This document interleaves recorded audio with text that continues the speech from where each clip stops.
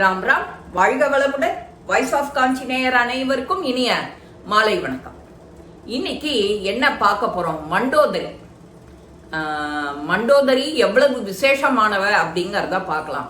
இது உங்க எல்லாருக்குமே தெரிஞ்சிருக்கும். மண்டோதரி இலங்கையை ஆண்ட இளவரசன் ராவணனோட மனைவி மண்டோதரி. அப்பேற்பட்ட அந்த மண்டோதரினாலே ரொம்ப மெலிந்த இடை உடையவள், ரொம்ப அழகானவ, தூய பக்தி கொண்டவள். அவ கணவனை வழிமுறைப்படுத்துறதுக்காக ரொம்ப அரும்பாடு படுறா. ஆனா ராவணனும் அவளோட அறிவுரைய கிஞ்சிட்டும் மதிக்காம தன்னோட அழிவை தானே தேடிண்டான். அந்த மண்டோதரியோட அறிவுரைய அவ கேட்காமையே அவனோட அழிவை தேடிக்கிறான். கஷ்யப முனிவரோட பையன் மாயாசுரனும் துந்துபியும். அந்த மாயாசுரனோட பொண்ணுதான் மண்டோதரி. அவன் தனக்கு 2 பேர், துந்துபியும் மாயாசுரனோட பொண்ணதான் ராவணன் கல்யாணம் பண்ணிக்க வரான். இப்பவும் அந்த ராஜஸ்தான்ல மண்டூர் இருக்கு. மண்டூர்ல ராவணனுக்கு ஒரு கோவில் இருக்கு. மண்டோதரிய விரும்பி வேத முறைப்படி அக்னிய 7 முறை வலம் கல்யாணம் பண்ணிக்கிறான் ராவணன்.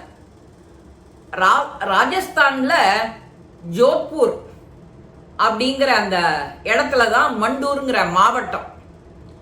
அந்த மண்டூர் மண்டோதரியோட பிறப்பிடம். இங்க ஒரு குறிப்பிட்ட குலத்தை சேர்ந்தவா அந்த ராவணனை தன்னோட மருமகனா ஆக்கிக்க எல்லாரும் விரும்புறா. அந்த சமயத்துலதான் அந்த ராவணனுக்கு அங்க ஒரு நினைவிடமும் இருக்கு. சீதைய அபகரிச்சுட்டு வரும்போது இவ என்ன பண்றா, மண்டோதரி அவளோட இஷ்டம் இல்லாம நீ செய்யக்கூடாது எதையும் சொல்றா. எத்தனை தடவையும் சொல்லிட்டே இருக்கா, கேட்கவே இல்லை. அவன் கடைசியா ஒரு தடவை வாளை எடுத்து தூக்கி அவளை வெட்டுறதுக்கு போறான். அப்போ அவ சொல்றா, தப்பு, இது நீ செய்யற செயல் ரொம்ப ரொம்ப தப்பு அப்படின்னு சொல்லிவிட்டு ஓடி அதை தடுக்கிறா. விருப்பம் இல்லாத பொண்ணை நீ கம்பல் பண்றத மகா பாவம், இதனால நீயே அழிஞ்சு போயிடுவேன். அதுக்கப்புறம்தான் அவன் தனிஞ்சு நிதானத்துக்கு வரான். தான் அழிஞ்சு போயிட்டோம்னா அப்புறம் ஒண்ணுமே இல்லையே அப்படின்னுட்டு அப்புறம்தான் அந்த எண்ணத்தையே மாத்திக்கிறான்.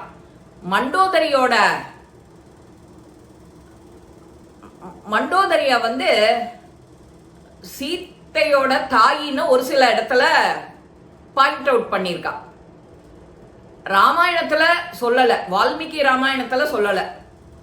மற்றபடி பாகவத புராணம், சமண இலக்கியங்கள்லாம் மண்டோதரிய சீத்தையோட அம்மானே சொல்லியிருக்கா. ஆனா இதுக்கு ஏதான ப்ரூஃப் இருக்கான்னா அந்த மாதிரி எதுவும் இல்லை. ஒரு பெண்ணோட அனுமதியும் சம்மதமும் இல்லாம எந்த ஒரு ஆண் அவளை நெருங்க கூடாது.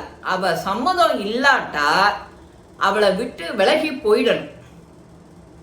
கட்டாயப்படுத்தியோ மிரட்டியோ அசிங்கப்படுத்தியோ திட்டியோ அவளை அடைய கூடாது. அவளுக்கு மதிப்பு கொடுக்கணும்.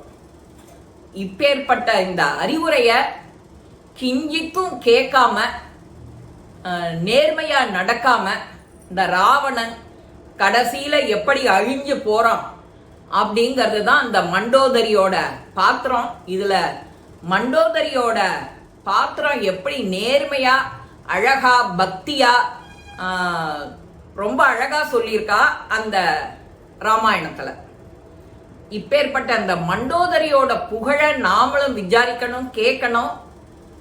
சில பேர் அந்த ஒரு பர்டிகுலர் கேரக்டர் இருந்தது சரியா இல்லை அப்படின்னா அதோட பேரை கூட நாம விரும்ப மாட்டோம், சொல்றதுக்கு விரும்ப மாட்டோம், சொல்றதுக்கே விரும்பலன்னா வச்சுக்கிறதுக்கு யாரும் விரும்ப மாட்டோம்.